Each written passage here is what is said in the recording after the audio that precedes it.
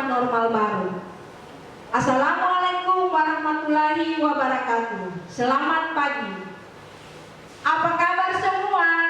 Semoga adik-adik hari ini ibu temui dalam keadaan sehat walafiat, dan ibu yakin semua sudah siap menerima pelajaran hari ini. Meskipun adik-adik belajar dari rumah, kita harus selalu tetap memperhatikan protokol kesehatan, terutama membiasakan memakai masker, rutin mencuci tangan, dan juga jika berinteraksi di luar rumah, kita harus jaga jarak karena kita masih dalam situasi pandemi COVID-19, di mana kita semua tidak tahu sampai kapan pandemi COVID-19 ini akan berakhir dari muka bumi Gorontalo yang kita cintai. Nah, olehnya itu ibu ingatkan sekali lagi, setiap saat harus selalu memperhatikan protokol kesehatan. Oke, kita lanjut. Sebelumnya ibu akan memperkenalkan diri. Nama saya Muhammad Kiai. Karena hari ini mata pelajaran IPA, sudah pasti ibu adalah guru pengajar mata pelajaran IPA. Oke, kita mulai saja pembelajaran hari ini. Sebelum kita masuk pada materi inti, kita sama-sama berdoa dulu. Berdoa menurut keyakinan dan kepercayaan kita masing-masing. Berdoa mulai. Selesai. Selanjutnya adik-adik mengisi dulu absen secara online. Timnya dapat dilihat di bawah ini. Nah, untuk mempersingkat waktu, kita mulai saja pembelajaran hari ini. Adapun tujuan pembelajaran hari ini yaitu menumbuhkan sikap jujur, disiplin, tanggung jawab, serta menerapkan konsep pengukuran berbagai besaran dengan menggunakan satuan standar atau baku, dan mampu menyajikan data hasil pengukuran dengan alat ukur yang sesuai pada diri sendiri, makhluk hidup lain, dan benda-benda di sekitar dengan menggunakan satuan baku dan satuan tidak baku. Sebagaimana yang sudah adik-adik belajar dari SD, bahwa belajar tentang benda-benda yang ada di sekitar kita itu dapat dipelajari melalui mata pelajaran IPA. Adapun arti dari IPA itu sendiri adalah ilmu yang mempelajari tentang segala sesuatu yang ada di sekitar kita. Nah, untuk materi pertama kita hari ini, kita akan membahas tentang objek IPA dan pengamatannya. Sebelum kita lanjutkan, Ibu akan kembali setelah pesan-pesan berikut ini. Berbagai inovasi yang telah disampaikan oleh SMP Negeri 4 Gorontalo sebagai wujudan generasi milenial yang berkarakter dan berbudaya. Anda ingin mengembangkan bakat, berminat mengembangkan bakat sendiri, semua itu ada di SMP Negeri 4. Disinilah kami dididik untuk menjadi insan yang berguna bagi agama, masyarakat, nusa dan bangsa.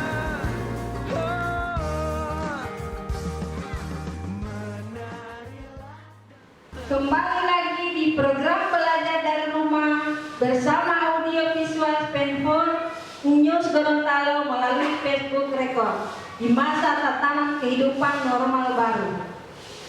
Oke, kita lanjut. Sebagaimana yang Ibu sudah sampaikan tadi, bahwa materi yang mau kita bahas pada hari ini yaitu tentang objek IPA dan pengamatannya. Materi ini mencakup pengamatan, pengukuran, besaran, dan sistem internasional.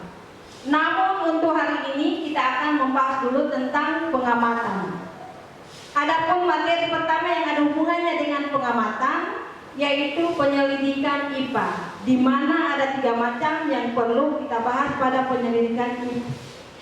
Materi ini mencakup pengamatan, pengukuran, besaran, satuan, dan sistem internasional. Namun untuk hari ini kita akan membahas dulu tentang pengamatan.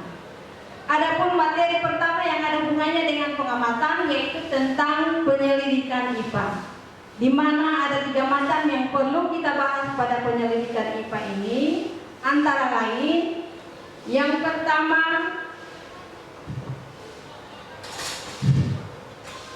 proses yang harus dikuasai dalam penyelidikan ilmiah IPA.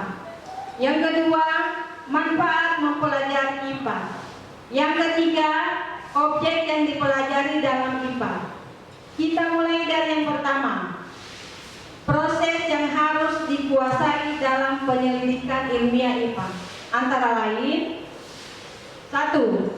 Melakukan pengamatan, yaitu proses menggunakan panca indera seperti mata, indera peraba, indera perasa, dan indera pendengar, termasuk melakukan pengukuran dengan alat ukur yang sesuai seperti mengukur dengan mistar, dengan neraca atau timbangan, dan lain sebagainya. Tujuan pengamatan yaitu dilakukan untuk mengumpulkan data dan informasi. Misalnya kita mau mengamati suatu tumbuhan, kita ukur tingginya, kita amati bentuk daunnya, kita amati bentuk bunganya, warna bunganya, dan lain sebagainya. Kemudian kita kumpulkan data-data tersebut. Nah, itu masuk dalam tahap pengamatan. Yang kedua, membuat inferensi, yaitu merumuskan penjelasan berdasarkan pengamatan. Jadi hasil yang kita tulis tadi, kita beri keterangan sesuai dengan hasil pengamatan kita. Penjelasan ini digunakan untuk menemukan pola-pola atau hubungan antar aspek yang diamati dan membuat perkiraan. Jadi pada tahap ini kita diminta untuk membuat perkiraan. Nanti akan ada contoh suatu percobaan, ada langkah-langkah pengamatannya, langkah membuat inferensi atau membuat perkiraan, dan nanti akan Ibu jelaskan lagi ya. Yang ketiga, mengkomunikasikan, yaitu kita mengkomunikasikan hasil penyelidikan baik lisan maupun tulisan, atau melakukan semua hasil pengamatan kita buat dalam bentuk PowerPoint.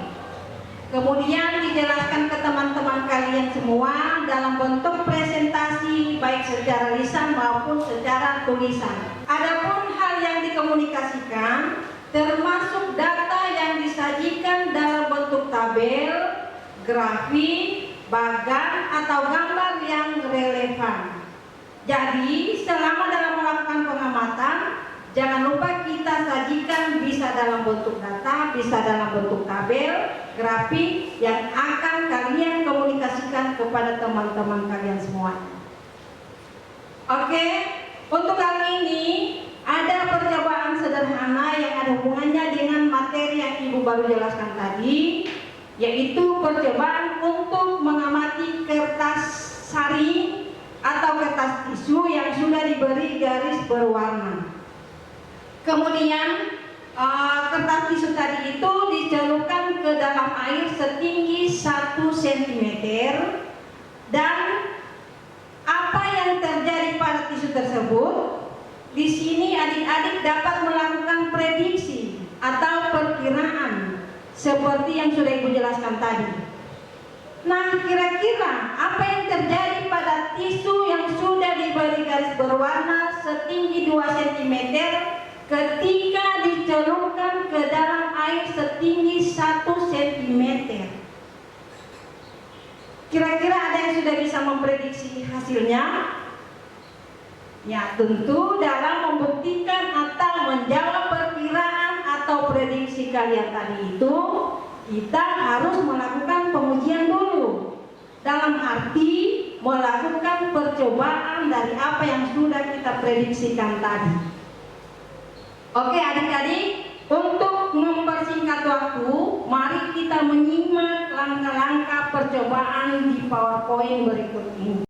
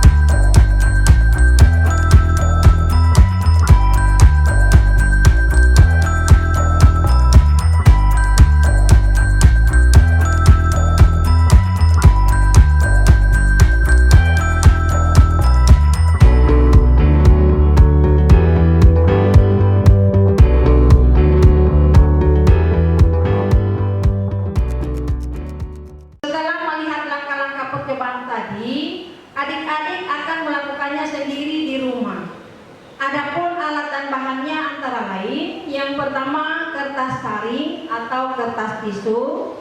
Yang kedua, gelas bekas air mineral atau aqua yang diisi air setinggi 1 cm.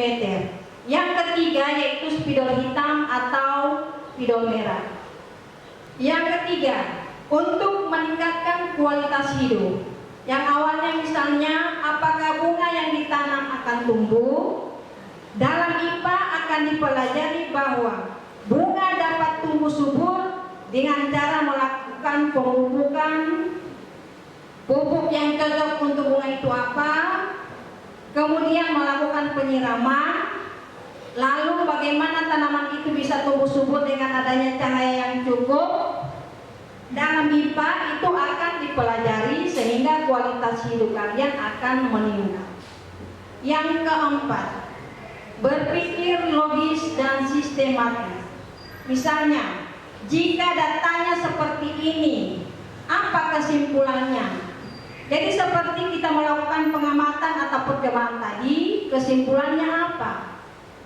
Kita bisa menarik suatu kesimpulan sehingga kita dapat berpikir secara logis dan sistematis. Itu beberapa manfaat dari belajar IPA yang sebenarnya masih banyak manfaat-manfaat yang kita bisa peroleh jika sungguh-sungguh kita belajar tentang IPA. Oke, kita lanjut. Pembahasan yang ketiga yaitu objek yang dipelajari dalam IPA. Adapun objek yang dipelajari dalam IPA itu yaitu yang pertama, meliputi seluruh benda di alam dengan segala interaksinya untuk dipelajari pola-pola keteraturannya. Yang kedua, objek IPA tersebut dapat berupa benda yang sangat kecil seperti bakteri, virus, bahkan partikel-partikel penyusun atom. Yang ketiga, berupa benda-benda yang berukuran sangat besar seperti lautan, bumi, matahari, hingga jagat raya. Apakah ada pertanyaan? Jika ada pertanyaan, silakan ketik di kolom komentar ini. Demikian materi kita hari ini. Semoga adik-adik dapat memahami dan menerimanya dengan baik. Nah, sebelum kita menutup pelajaran hari ini, Ibu akan memberi kesimpulan. Yang pertama, penyelidikan IPA melibatkan sejumlah proses yang harus dikuasai, antara lain melakukan pengamatan, membuat inferensi, dan mengkomunikasikan. Yang kedua, manfaat belajar IPA antara lain memahami berbagai hal di sekitar kita. Yang kedua, menyelesaikan masalah. Yang ketiga, untuk meningkatkan kualitas hidup. Yang keempat, berpikir logis dan sistematis. Yang ketiga yaitu objek yang dipelajari dalam IPA. Yang pertama, objek yang berukuran sangat kecil atau mikroskopis. Yang kedua, objek yang berukuran sangat besar atau makroskopis. Baiklah, pertemuan kita kali ini kita akhiri dengan melepaskan hamdalah. Alhamdulillahirabbil alamin. Belajar dari rumah bersama audio visual Stanford in News Gorontalo melalui Facebook Record di masa tatanan kehidupan normal baru. Setelah pelajaran IPA selesai, adik-adik akan menerima materi selanjutnya, yaitu mata pelajaran prakarya kelas 7 dari Ibu Anita Septiani Amu, SPD. Terima kasih.